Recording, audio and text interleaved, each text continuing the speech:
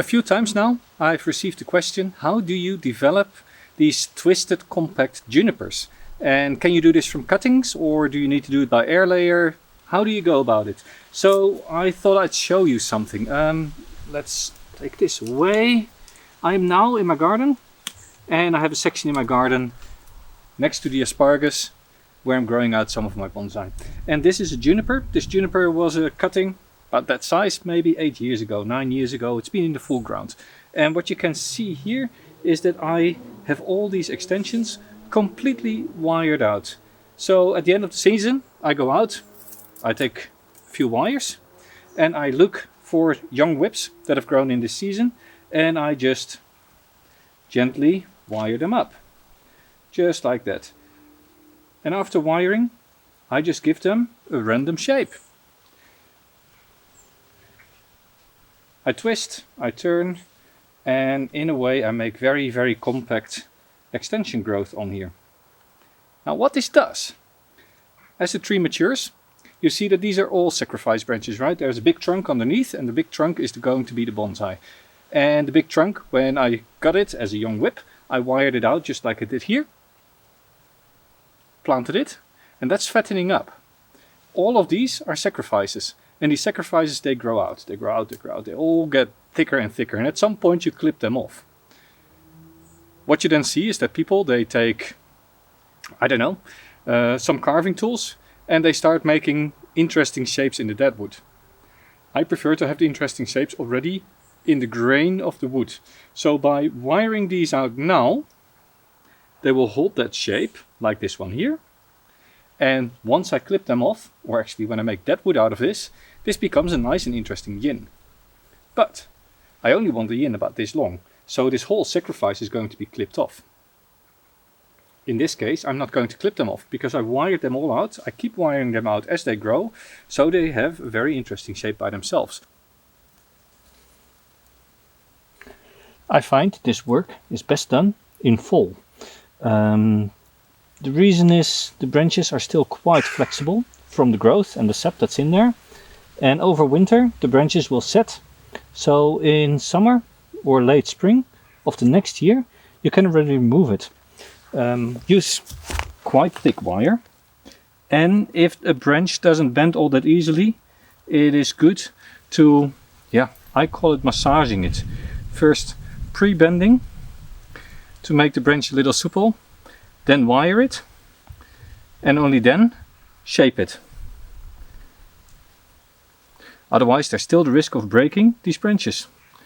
Make sure that as you are bending, you're also twisting. That way you will put torque, you will twist the fibers, and that way later on the fibers will actually loop around the trunk. So don't just put it in one direction, but actually rotate the branches. That way you get a nice twisted lifeline that you're looking for later on when you develop the tree out of it.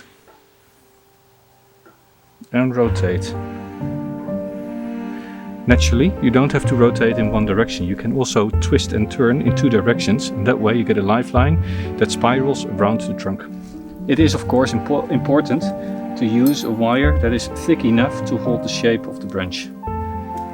Too thin wire will cause you breakage, bad bends, and not the shape that you actually want to have for your tree. Putting two wires on means that you can make also tight bends on somewhat more mature branches. Put variation in the direction that you put the curves in, otherwise the tree becomes too predictable. Of course, keep in mind that if you are putting curves in that are too tight and the tree starts to grow, at a certain point that may cause a problem. Say we have this almost folded to itself, and now this branch gets 2 centimeters thick on both sides. Then here this will cause a swelling. So keep in mind that if you are bending, the bends should be tight, but not so tight that it causes swelling later on. So always keep at least twice the ultimate thickness for the curve so that there's space to expand. So they make the start of a new bonsai. I can just air layer these off in spring, or in spring 2 years from now, or in 10 years from now. Then I have nice trunks with an interesting shape where the grain is set.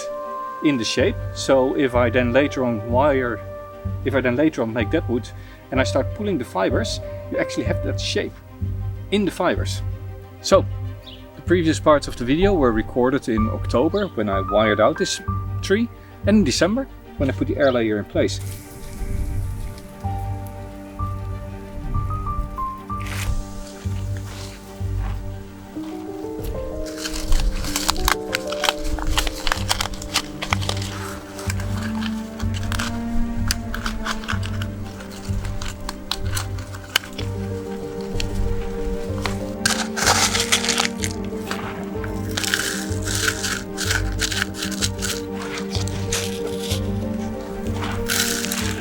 Actually, an air layer, it's not a typical air layer. What you can see is that I put a tourniquet in place, and that will restrict the sap flow and in that way create roots. Particularly with species like juniper, which are slow to root, this is an excellent way to get roots without the big risk of losing the branch. Now it's early spring. Actually, it's early summer. This weekend we're reaching the end of spring. And my cuttings have rooted, so I think this air layer should also have rooted. Let me separate it and check whether there's roots.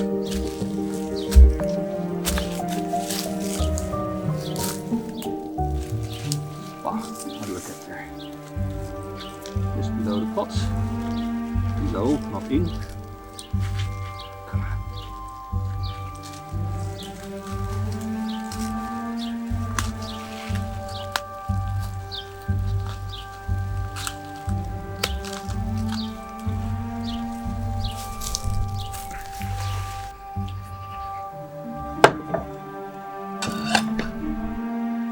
Right, I haven't been paying attention when I put the layer in place, because this is the one that I was wiring out earlier in the video, and it has created a nice spiral, but there's another one that I wired out earlier as well. So now I have to decide which one of the two I'm going to keep. That is, of course, assuming there are roots. Now, no time like today. Drum roll, please. It's not much, but it is roots. Look at this nice tourniquet, it has done its job.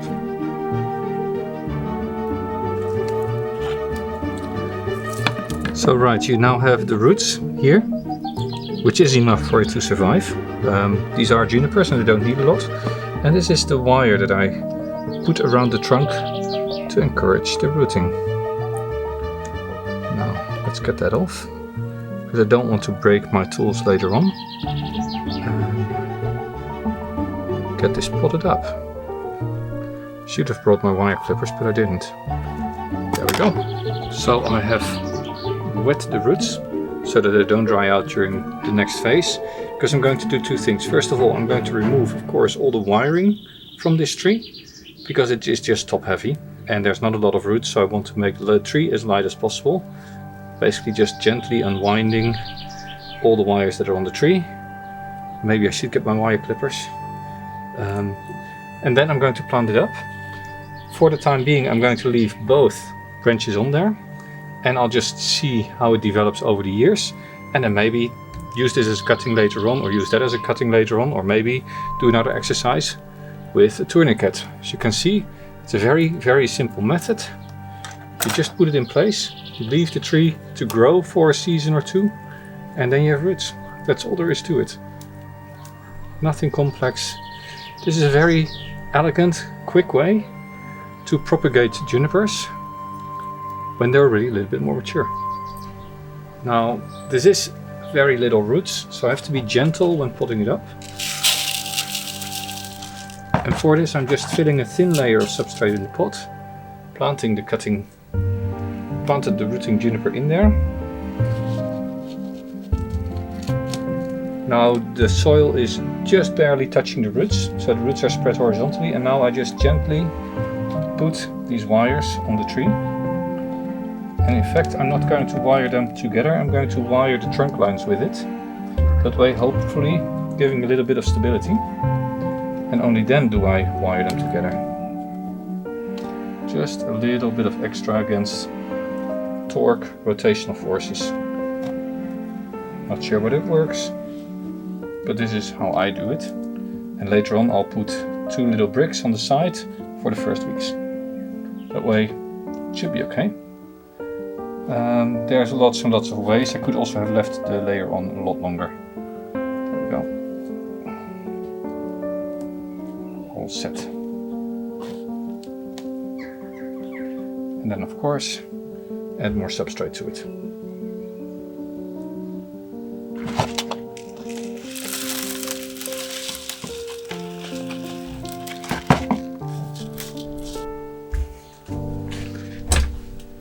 There we go, all planted up, ready to go into the garden. I'll water it, keep it out of direct sun for the next week or two, so it gets a bit of time to develop those roots. And of course make sure it is not in the middle of the wind, so the roots get a time to establish and not break off. So this is how you can develop twisted, compact junipers from scratch.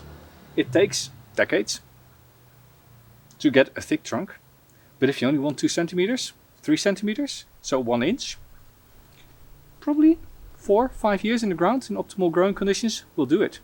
So what are you waiting for? Go out, find yourself some young cuttings. You probably can find them at your local bonsai store. Start buying them up, plant them in the ground. Every 2-3 years, lift it, make sure the roots stay nice and compact as well. Every year, go out, wire out the whips, and create the start of a bonsai.